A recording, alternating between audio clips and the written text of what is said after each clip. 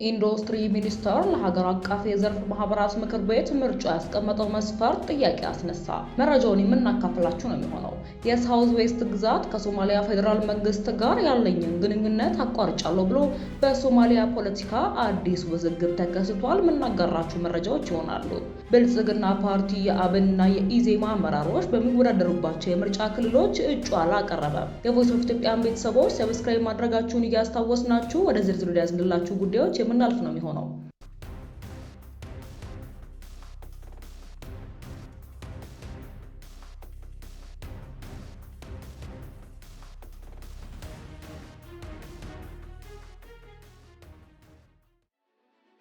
ገዢው ብልጽግና ፓርቲ እጩ ባላቀረበባቸው ከ80 በላይ የህዝብ ተወካዮች ምክር ቤት መቀመጫዎች ውስጥ የተቃዋሚዎቹ የአማራ ብሔራዊ ንቅናቄና የኢትዮጵያ ዜጎች ለማህበራዊ ፍትህ ኢዜማ አመራሮች የሚወዳደሩባቸው የምርጫ ክልሎች እንደሚገኙ ቢቢሲ ተገንዝቧል። ቢቢሲ የተመለከተው የውጪዎች ዝርዝር እንደሚያሳየው የአብን ሊቀመንበር መንበር ዶክተር በለጠ ሞላ፣ የኢዜማ ሊቀመንበር ኢዮብ መሳፍንት እጩ ሆነው በቀረቡባቸው ምርጫ ክልሎች ብልጽግና ተወዳዳሪዎችን አላስመዘገበም። አብን 6 የስራ አስፈጻሚ አባላቱ ለምርጫ ያቀረበ ሲሆን እነዚህ የፓርቲው አመራሮች ለፓርላማ አባልነት በሚወዳደሩባቸው ስፍራዎች ገዢው ፓርቲ አይቀናቀናቸውም። ግንቦት 2018 ዓ.ም ይካሄዳል ተብሎ ለሚጠበቀው 7ኛው አጠቃላይ ምርጫ 10919 የፖለቲካ ፓርቲና የግል ተወዳዳሪዎች በእጩነት ቀርበዋል። ብልጽግና ፓርቲ 2950 እጩዎችን በማስመዝገብ በቀዳሚነት የተቀመጠ ሲሆን ተቃዋሚው ኢዜማ ደግሞ 1256 ተወዳዳሪዎችን በማቅረብ ሁለተኛ ደረጃ ይዟል። ሌላኛው ተቃዋሚ ፓርቲ አብን ለዘንድሮ ምርጫ ያቀረበው 7 እጩዎችን ነው። ከነዚህ ውስጥ 16 ያህሉ ለህዝብ ተወካዮች ምክር ቤት ይወዳደራሉ። ቢቢሲ በተመለከተ የእጩዎች ዝርዝር መሰረት ገዢው ብልጽግና ጨምሮ አንድም የፖለቲካ ፓርቲ ለሁሉም ሀገሪቱ ምክር ቤት መቀመጫዎች መወዳደር የሚያስችል እጩ አላቀረበም። ብልጽግና ፓርቲ 547 መቀመጫዎች ላሉት የህዝብ ተወካዮች ምክር ቤት ያቀረበው 466 እጩዎችን ብቻ ነው። ይህም ገዢው ፓርቲ በዘንድሮ ምርጫ በ81 የህዝብ ተወካዮች ምክር ቤት መቀመጫዎች ላይ እንደማይወዳደር ያሳያል። ፓርቲው በአማራ ክልል ከማይወዳደርባቸው የህዝብ ተወካዮች ምክር ቤት መቀመጫዎች መካከል ለሰባቱ ተቃዋሚው አብን አመራሮችና አባላቱን እጩ አድርጎ ያቀረበባቸው ናቸው። ከነዚህ ምርጫ ክልሎች አንዱ የአብን ሊቀመንበር እንዲሁም በጠቅላይ ሚኒስትር ዶክተር አብይ አህመድ ካቢኔ ውስጥ የቴክኖሎጂና ኢኖቬሽን ሚኒስትር የሆኑት ዶክተር በለጠ ሞላ የሚወዳደሩበት ራያ ቆቦ ነው። ብልጽግና በዚህ ምርጫ ክልል ለክልል ምክር ቤት የሚወዳደሩ እጩዎችን ቢያቀርብም ለተወካዮች ምክር ቤት ግን ተወካዩን አላስመዘገበም። የአብን ምክትል ሊቀመንበር እንዲሁም የአማራ ባህል ቱሪዝምና ስፖርት ቢሮ ኃላፊ የሆኑት አቶ መልካሙ ጸጋዬ ለህዝብ ተወካዮች ምክር ቤት በሚወዳደሩበት ላይ ጋይንት አንድ ምርጫ ክልልም ብልጽግና እጩ አላቀረበም። ብልጽግና የፓርላማ እጩ ያላቀረበበት ሌላኛው ምርጫ ኩታበር ነው። በዚህ ምርጫ ክልል የአዲስ አበባ ከተማ የመንግስት ንብረት አስተዳደር ባለስልጣን ዋና ስራ አስኪያጅና የአብን የህግ ጉዳዮች ኃላፊ የሆኑት አቶ የሱፍ ኢብራሂም ይወዳደራሉ። የአብን የህዝብ ግንኙነት ኃላፊ እንዲሁም የኢትዮጵያ ፖስታ አቅርቦትና ፋሲሊቲ ቺፍ ኦፊሰር የሆኑት አቶ ጋሻው መርሻ የሚወዳደሩበት እሴት አንድ ምርጫ ጣቢያን በተመሳሳይ ብልጽግና ለተወካዮች ምርጫ እጩ አላቀረበም። ገዢው ፓርቲ በአዲስ አበባ ከማይወዳደርባቸው 3 የህዝብ ተወካዮች ምክር ቤት መቀመጫዎች ውስጥ በሁለቱ ላይ በእጩነት የቀረቡት የተቃዋሚ ፓርቲ ኢዜማ አመራሮች ናቸው። ለ7 ዓመታት ገደማ ፓርቲውን ሲመሩ ከነበሩ ፕሮፌሰር ብሔራሩ ነጋ የካቲት መጨረሻ ላይ ኃላፊነቱን የተረከቡት ኢዮብ መስፍን ለተወካዮች ምክር ቤት የሚወዳደሩት በአዲስ አበባ ከተማ ምርጫ ክልል 18 ነው። ይህ ምርጫ ክልል ብልጽግና እጩ ካላቀረበባቸው የህዝብ ተወካዮች ምክር ቤት መቀመጫዎች አንዱ ነው። የኢዜማ ምክትል ሊቀመንበር አቶ ንጋቱ ወልዴ የሚወዳደሩ ደግሞ በምርጫ ክልል 23 ሲሆን በዚህ ስፍራ ብልጽግና እጩ አላስመዘገበም። ገዢው ፓርቲ የማይወዳደርበት ሌላኛው የአዲስ አበባ ከተማ የተወካዮች ምክር ቤት መቀመጫ የሚገኘው በምርጫ ክልል 11 ነው። በዚህ ምርጫ ክልል ከሚወዳደሩ እጩዎች መካከል ትብብር ለኢትዮጵያ አንድነት ወክለው የቀረቡት የህዝብ ተወካዮች ምክር ቤት አባሉ አበባው ደሳለውና የኢዜማ ትይዩ ካቢኔ የሆኑት ዶክተር ሰይፈ ገብርኤል ተሾመ ይገኙበታል። ብልጽግና ፓርቲ የኢዜማ አመራሮች በሚወዳደሩባቸው የምርጫ ክልሎች እጩዎችን አለማቅረቡ መጀመሪያ የተዘገበው በበይነ መረብ መገናኛ ብዙሃኑ ኢትዮጵያ ኢንሳይደር ነው። ኢዜማ ይህንን ዘገባ በመቃወም ቅሬታ እንዳቀረበ መገናኛ ብዙሃኑ ዘግቧል። ገዢው ፓርቲ ባይኖርም ከሌሎች ተፎካካሪ ፓርቲዎች ጋር ውድድር እንደሚኖር የገለጸው ፓርቲ ዘገባው ብልጽግና የመወዳደርባቸው ወንበሮች ለኢዜማ ተብሎ የተለቀቀ ለማስመሰል የተዘጋጀ ነው በሚልም ተችቷል። በሌላ መረጃችን ስንሻገር የሳውዝ ጌት ግዛት ከሶማሊያ ፌዴራል መንግስት ጋር ያለኝን ግንኙነት አቋርጫለሁ ብሎ በሶማሊያ ፖለቲካ አዲስ ውዝግብ ተከስቷል። የሶማሊያ ፌዴራላዊ ስርዓትን አደጋ ላይ የሚጥል ውስጣዊ አለመግባባት ከሰሞኑ ጎልቶ እየተሰማ ነው። ሶማሊያ አንድነቷን አጠናክራ የተረጋጋች ሀገር ወደ መሆን ተሸጋግራለች የሚለው ተስፋ በዓለም አቀፍ ደረጃ የሚሰማ ቢሆንም ነገር ግን በየጊዜው የፌዴራል መንግስቱ ከግዛት አስተዳደሮች ጋር አለመግባባት ውስጥ መውደቁ ደግሞ ስጋት የፈጠረ ጉዳይ ነው።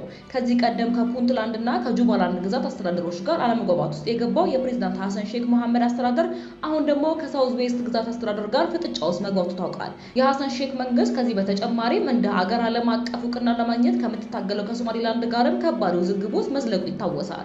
ሶማሊያ ሲያድ ባሬ በመፈንቅለ መንግስት ወደ ስልጣን እስከመጡበት እንደ አውሮፓውያን አቆጣጠር 1969 ድረስ ህዝብ በቀጥታ ድምጽ የሚሰጥበትና መሪውን የሚመርጥበት የምርጫ ስርዓት የነበራት ሀገር እንደሆነች ይነገራል።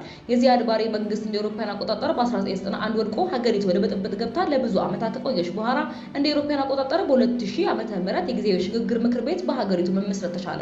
ይህ የሽግግር ምክር ቤትም ከ2004 እስከ 2012 የሽግግር መንግስት በመመስረት ቀጠለ። በ2006 ግን የእስላማዊ ፍርድ ቤቶች ምክር ቤት የተባለው ቡድን ሞቃዲሾ በመቆጣጠሩ የሽግግር መንግስቱ ወደ ባይዶዋ ከተማ ለመሰደድ ተገዶ ነበር። በኢትዮጵያ ሰላም አስከባሪዎች መስዋዕትነትና በአፍሪካ ህብረት ሰላም ማስከበር ተልዕኮ ድጋፍ የሶማሊያ የሽግግር ምክር ቤት ወደ ሞቃዲሾ መመለስ የቻለ ቢሆንም ነገር ግን እስካሁን የተረጋጋ መንግስት መፍጠር የተሳካለት አይመስልም። የተረጋጋ መንግስት በሶማሊያ ለመገንባት ጊዜው ተቃርቧል የሚለውን ዓለም አቀፍ ተስፋ እንዲመነመን ያደረገ የተባለው የፌዴራል መንግስቱና የሳውዝ ዌስት ግዛት አስተዳደር አለመግባባት ከሰሞኑ የበለጠ እየከረረ ሲሄድ የታየው የሶማሊያ ፌዴራል መንግስት ከሳውዝ ዌስት ግዛት ጋር የገባበት አለመግባባት እንደ ከዚህ ቀደሞቹ እንደ ፑንትላንድ ወይንም ጁባላንድ ግዛቶች አይነቶች አይደለም ተብሏል። ግዛቱ ከኢትዮጵያ ጋር የሚጎራበት እንዲሁም የግዛት አስተዳደሩ ከኢትዮጵያ ጋር የጠበቀ ግንኙነት አለው የሚባለው ከመሆኑ ጋር ተዳምሮ አለመግባባቱ ወደ ቀጠናዊ ቀውስነት ሊያድግ ይችላልም እየተባለ ነው።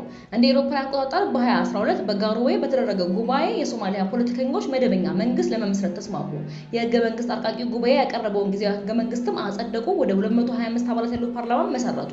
ሶማሊያ መደበኛ የመንግስት ቅርጽ ያላት ሀገር መምሰል የጀመረችው ከዚህ በኋላ ነው። አሁንም የምክር ቤቱ አባላቱ አሁንም ቢሆን የጎሳ መሪዎች እንጂ በህዝብ ድምጽ የሚመረጡ ወኪሎች አለመሆናቸው ብዙዎቹን የሚያወዛግብ ነው የቆየው። ከዚህ ወዲህ በስልጣን የተፈራረቁ መንግስታት በቀጥታ ህዝቡ ወኪሎችን የሚመርጥበት እድል የማመቻቸት ስራ እንደሚሰሩ ቃል ቢገቡም እስካሁን የተሳካላቸው የለውም። በቅርቡ ባለ ሶስትዮሽ ስብሰባ በጅቡቲ ተደርጎ ነበር። ጠቅላይ ሚኒስትር ዶክተር አብይ ከሶማሊያ ፕሬዝዳንት ሐሰን ሼክ መሐመድ እና ከጅቡቲ ፕሬዝዳንት ኢስማኤል ኦማር ጊሌ ጋር ተገናኝተው በቀጠናዊና በጋራ ጉዳዮች መምከራቸውም ይታወሳል። ከሰሞኑ ደግሞ ፕሬዝዳንት ሐሰን ሼክ ወደ ኢትዮጵያ ይመጣሉ የሚል ዘገባ ተደጋግሞ ሊሰማም ነበረ። ይሁን እንጂ መንግስታቸው ከሳውዝ ዌስት ግዛት ጋር የከረረ አለመግባባት ውስጥ ሲገባ ነው የታየው። ወደ ባይዶዋ በረራ መቋረጡ ተነግሯል። ግዛቱን በፌዴራል ኃይሎችና ሚሊሻዎች የተደራጁበት ነው ተብሏል።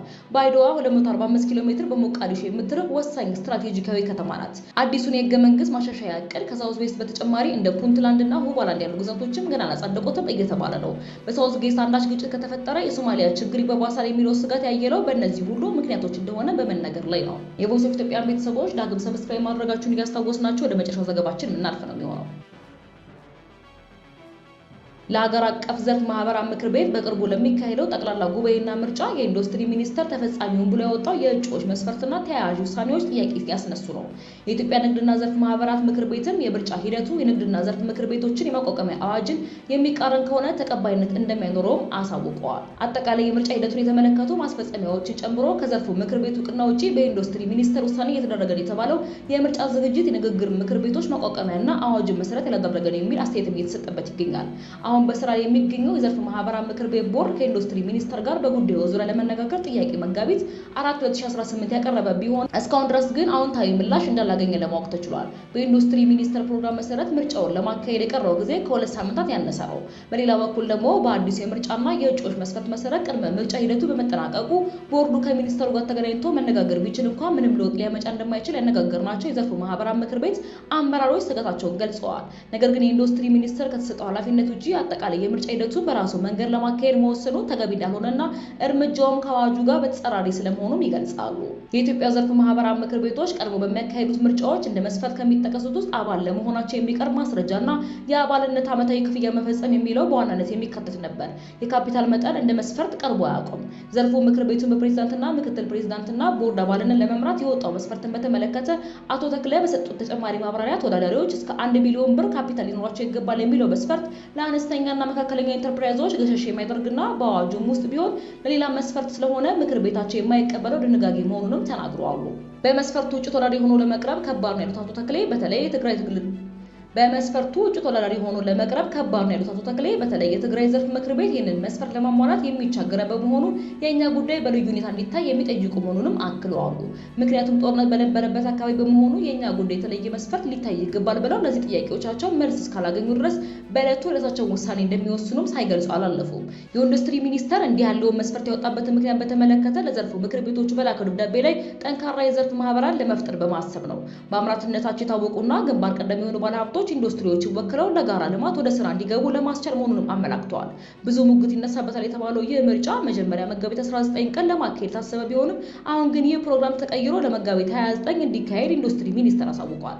የቮይስ ኦፍ ኢትዮጵያን ቤተሰቦች በአዳዲስ መረጃዎች ዳግም እስክንገናኝ ሰብስክራይብ ማድረጋችሁን እያስታወስናቸው በደህና ቆዩ።